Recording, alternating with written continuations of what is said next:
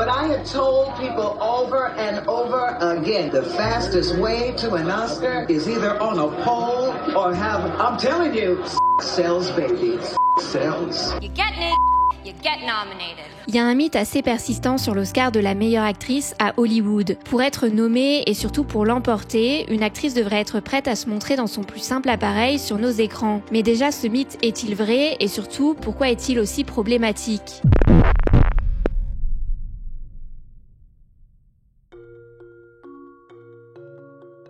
La victoire de Mikey Madison à l'Oscar de la meilleure actrice lors de la cérémonie de remise de prix de 2025 semble avoir relancé le débat sur la sexualisation des actrices outre-Atlantique. En effet, dans le film Anora qui lui a permis de remporter la statuette, l'actrice apparaît à plusieurs reprises sans vêtements et ce dès la première scène du film. L'année précédente, Emma Stone apparaissait aussi dans son plus simple appareil dans le film Pauvre créature qui lui a permis de remporter le même trophée. Résultat, ces deux victoires apportent plus que jamais de l'eau au moulin du mythe qui entoure les gagnantes de l'Oscar de la meilleure actrice, selon lequel pour l'emporter, il faut être prête à se dévêtir. En fait, ce mythe n'est pas nouveau et remonte à 1966. En effet, cette année-là, l'actrice Julie Christie remporte l'Oscar de la meilleure actrice pour son rôle dans Darling, dans lequel, vous l'aurez compris, elle dévoile son corps. Petite parenthèse d'ailleurs avant de poursuivre, je vais beaucoup employer dans cette vidéo des expressions comme « elle se montre dans son plus simple appareil » ou bien « elle dévoile son corps » pour éviter au maximum certains mots qui risquent de pas plaire à YouTube. Aussi, je vais volontairement laisser de côté les films considérés comme pornographiques,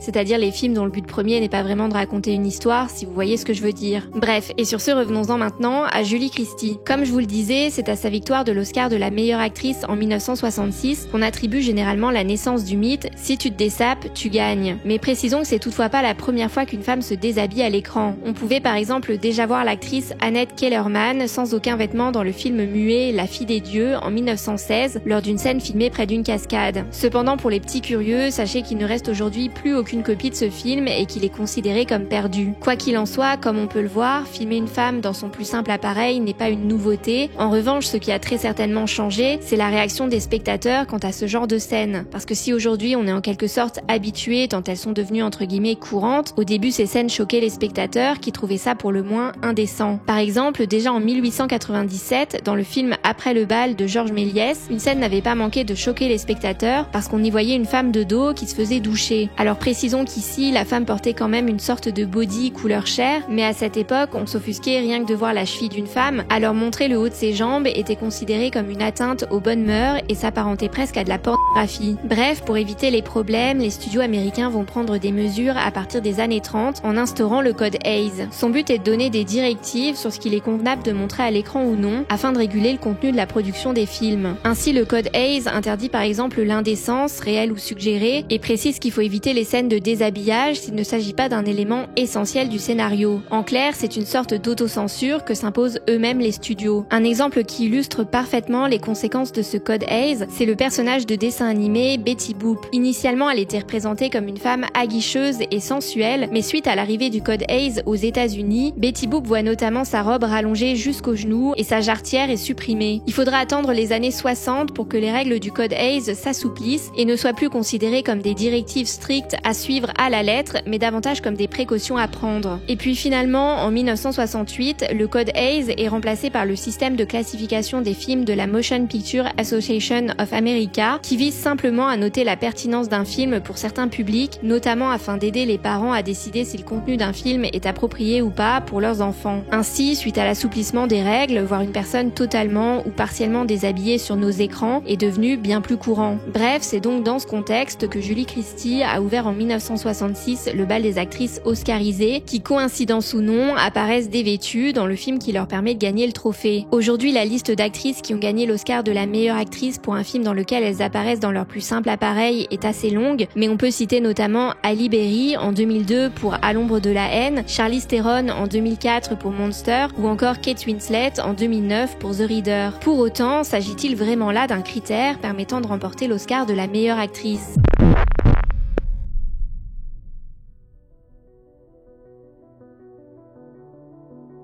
En En 2012, Entertainment Weekly a publié un article dans lequel ils ont enquêté sur ce mythe persistant. Bien qu'il ne soit pas remonté au-delà de 1987 dans leur étude et qu'il se soit arrêté en 2011, leur enquête nous permet, je pense quand même, d'avoir une vision plus juste de la situation. Ainsi, sur les 25 ans sur lesquels s'est portée leur enquête, et donc sur 25 actrices ayant remporté cet Oscar, 9 seulement apparaissent sans vêtements dans le film qui leur a permis de remporter la statuette, soit même pas la moitié. Aussi, l'article précise que 11 fois sur les 25, l'actrice qui a gagné, d'une part, gardait ses vêtements dans le film, mais l'emportait aussi face à au moins une actrice qui, elle, les avait laissés tomber au moins le temps d'une scène, ou encore que sur les 25 cérémonies sur lesquelles s'est portée l'enquête, seulement 20 avaient des nominés qui apparaissaient sans vêtements dans leur film. Bref, Entertainment Weekly en conclut que le mythe est tout simplement faux. Alors évidemment, ce n'est ici qu'un échantillon, et il serait intéressant de voir ce que ça donne par exemple si l'on s'intéresse moins aux victoires mais plus aux nominations, ou encore si on se base sur un échantillon de temps plus large. Mais de mon côté, j'ai voulu savoir ce qu'il en était au moins sur la dernière décennie et pour les gagnantes,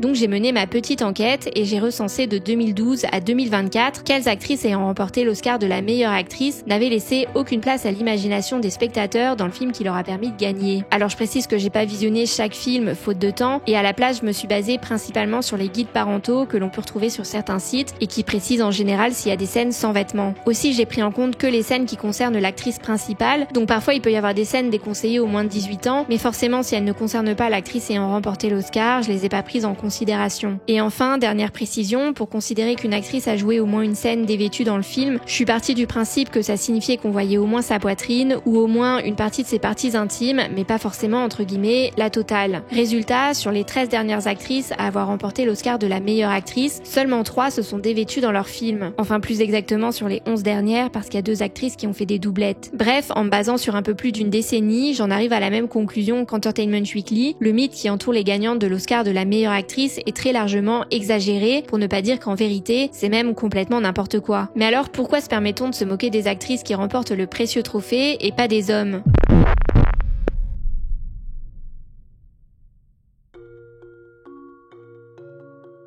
Si on jette un œil du côté des hommes, on peut aussi en trouver qui se sont dévoilés dans leur plus simple appareil dans un film et qui ont gagné l'Oscar du meilleur acteur pour ce même film. C'est notamment le cas de Kevin Spacey qui a remporté l'Oscar du meilleur acteur en 2000 pour American Beauty, de Jack Lemmon qui a remporté l'Oscar du meilleur acteur en 1974 pour son rôle dans Sauver le Tigre, ou encore plus récemment pour Adrian Brody qui a remporté l'Oscar du meilleur acteur pour son rôle dans The Brutalist lors de la cérémonie de remise de prix de 2025. Cependant, même s'il y a donc des hommes qui dévoilent leur corps dans le film qui leur fait gagner un Oscar, ils semblent pas souffrir en revanche du même mythe que les femmes. En effet, lorsqu'un article ou une personne fait référence à ce mythe, soit il est spécifiquement mentionné que l'on ne parle ici que des femmes, soit aucun sexe n'est clairement précisé. Autrement dit, il n'est jamais spécifié explicitement que ce mythe concerne aussi les hommes. Par exemple, lorsque le présentateur des Oscars de 2013, Seth MacFarlane, se permet de chanter « On voit tes en mentionnant plusieurs actrices lors de la cérémonie, eh bien il est clairement question que des femmes ici. Du coup, personnellement, je me suis demandé si ce mythe concerne les hommes au moins autant que les femmes, ou autrement dit, parce que comme nous l'avons vu, ce mythe est de toute façon faux pour les femmes, est-ce qu'il y a finalement autant d'hommes qui se dévêtissent que les femmes dans les films qui leur permettent de gagner leur Oscar? Alors j'ai pas trouvé d'article comme celui d'Entertainment Weekly cité précédemment, mais version homme. Du coup, je m'y suis collée et j'ai procédé exactement de la même manière que pour les femmes, sauf que là, j'ai pas compté les torses nus. Je précise aussi que j'ai pas compté les films dans lesquels l'acteur ne porte techniquement aucun vêtement, mais dans lesquels ses parties intimes ne sont pas visibles pour le spectateur. Et aussi, je ne suis remontée que jusqu'à la cérémonie de 2011, qui récompensait donc les films de 2010. Oui, je l'ai pas précisé, mais il y a un décalage d'1 an dans mes tableaux du coup, puisque la date qui apparaît est celle de l'année de sortie du film, alors que moi dans ma vidéo, je vous donne en général la date à laquelle le gagnant a eu son trophée entre les mains. Bref, du coup tout ça me donne un échantillon sur 15 ans, ce qui est légèrement plus que l'échantillon que j'ai pris pour les femmes, mais moins que celui qu'avait pris Entertainment Weekly. Et résultat, sur 15 gagnants, on peut dire que 3 seulement ont dévoilé leur corps dans le film pour lequel ils ont remporté la statuette, ce qui est vraiment très similaire à mon résultat obtenu pour les femmes. En fait, si j'étais remontée que jusqu'en 2012 comme pour les femmes, j'aurais obtenu exactement le même résultat. En 13 ans, 3 hommes et 3 femmes ayant remporté l'Oscar du meilleur acteur et de la meilleure actrice se sont dévêtus dans le film en question. Bref, je pense qu'on peut en conclure qu'ici, la parité semble plutôt respectée. Ceci dit, pour être vraiment rigoureux, il faudrait pousser l'analyse sur plusieurs décennies, mais je pense qu'avec déjà un échantillon sur 15 ans, ça permet quand même de se faire une idée au moins un peu plus précise de la réalité de ces dernières années. Maintenant, si les hommes qui remportent l'Oscar se dévêtissent finalement autant que les femmes à l'écran, en tout cas ces dernières années, pourquoi seules les femmes semblent souffrir de la terrible réputation que leur offre le mythe dont nous parlons depuis le début de cette vidéo ?